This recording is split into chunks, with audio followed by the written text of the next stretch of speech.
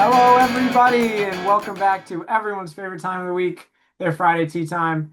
I'm Teddy Costa, and here with me, as always. I am Tyler Trudeau. Teddy, we have made it through the MLQ season. MLQ turns 10. We golfed. No one knows about it.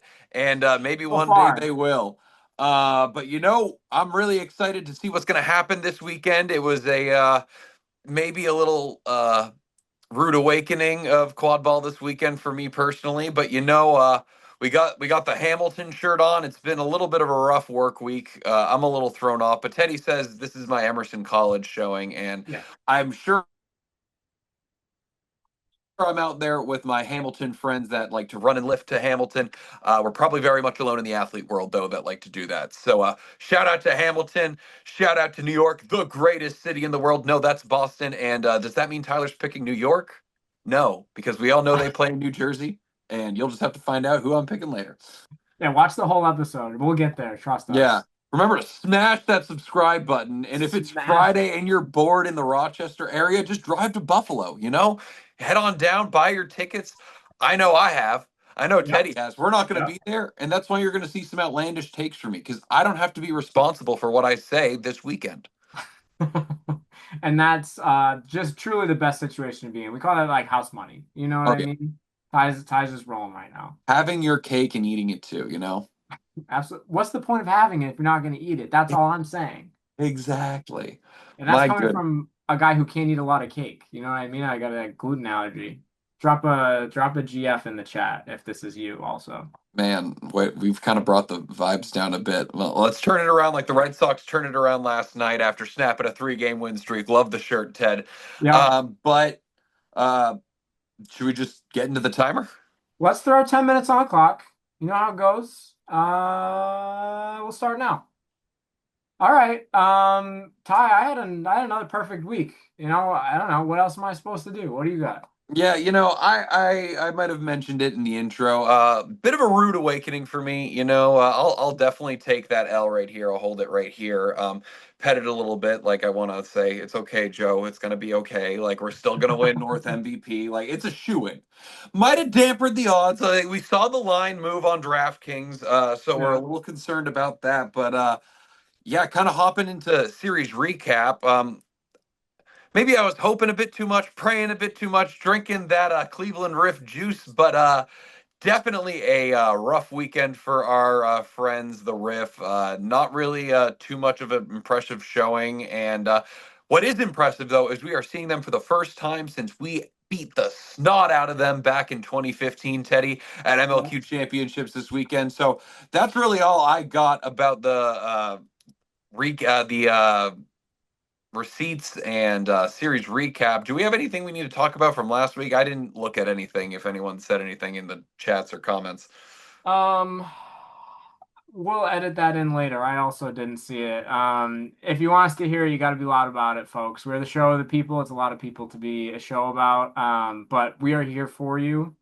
Please do give us that feedback. We live for the engagement. We truly do. I have some notes on the series recap, and related to your note about Cleveland.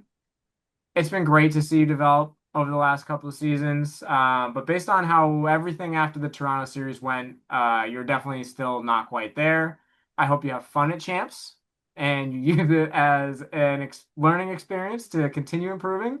And hopefully you can keep it rolling next year because you are all done winning this season. We'll get into our predictions, but I'll just say I'm really high on Detroit.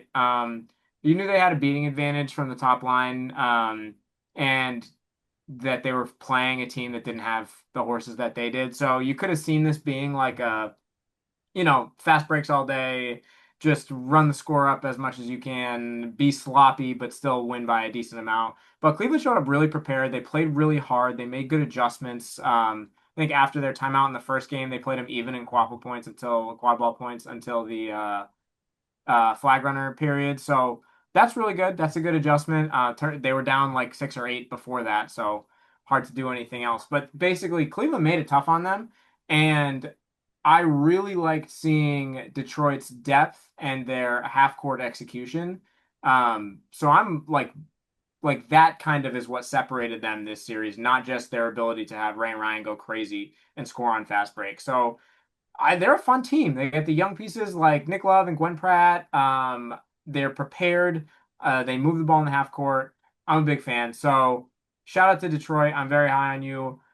But do I think you're going to make it out of the championships bracket? We call that a segue. Transition. Oh, Call that a segue. call Ty, that the what do biggest you? transition, Teddy. Thank you, thank you. I am a professional volunteer in this business anyway. Tyler, let's go through it game by game, starting with the play-in bracket, with which you are very familiar. What do you got for this first game, Cleveland, Charlotte? Yeah, Teddy, you're gonna have to read that off to me because I have gone dark on all forms and I I got can't you. see it right now. So yeah, I know we have Cleveland and Charlotte first. You know, it's been a fun year, but I have been impressed with some of the things Charlotte has done this year, and they haven't been full strength. I'm hoping to see them full strength. Again, we don't have rosters right now, folks, but I do believe that we're going to see the most full we've seen a Charlotte roster, and I think that's going to play well for them. What about you, Ted? I see the same way. I really like Charlotte.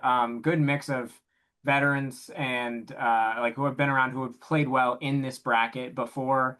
And their younger players continue to keep improving. I like the coaching from Slominski.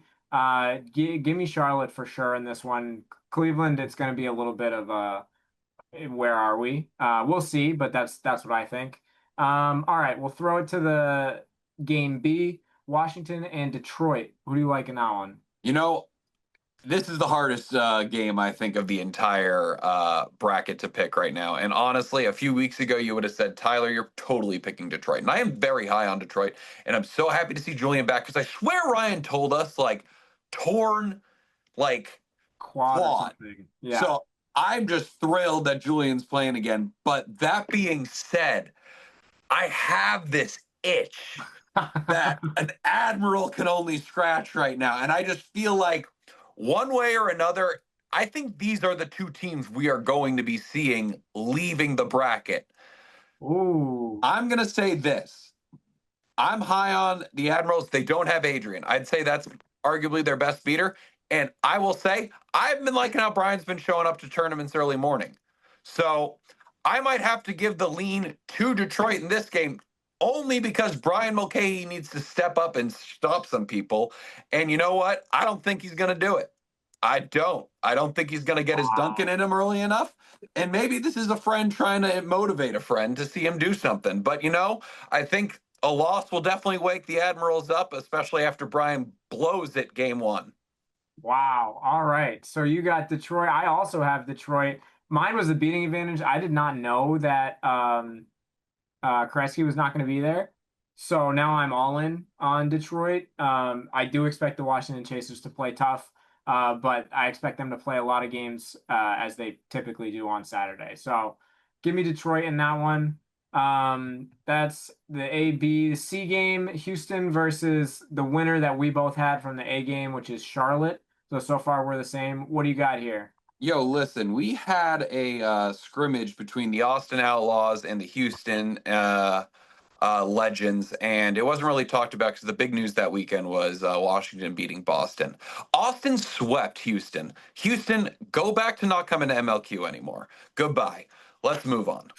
All right, moving on. I also have Charlotte in that one. I think not playing as many official games is going to hurt Houston, and I think it's just really tough to get the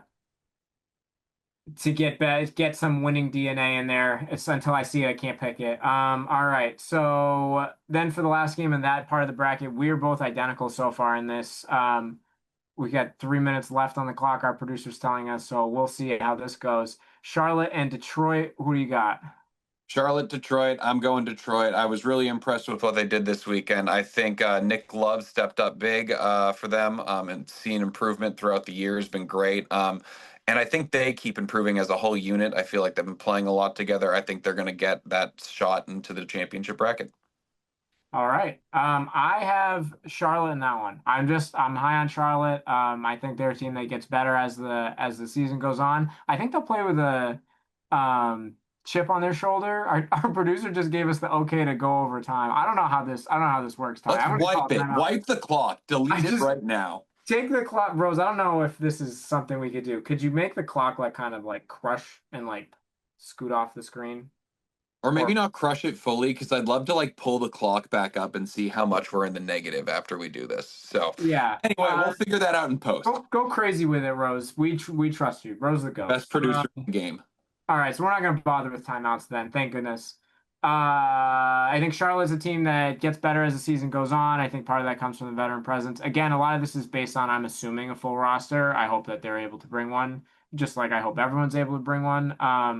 Detroit, I see as like a young team. I think they could be susceptible to making mistakes. I think a Washington game will take a lot out of them physically, even if Brian does blow it, as you predict. Expect the team to come through a little bruised and battered and maybe need a reset. Um, so I got Charlotte coming out of that one.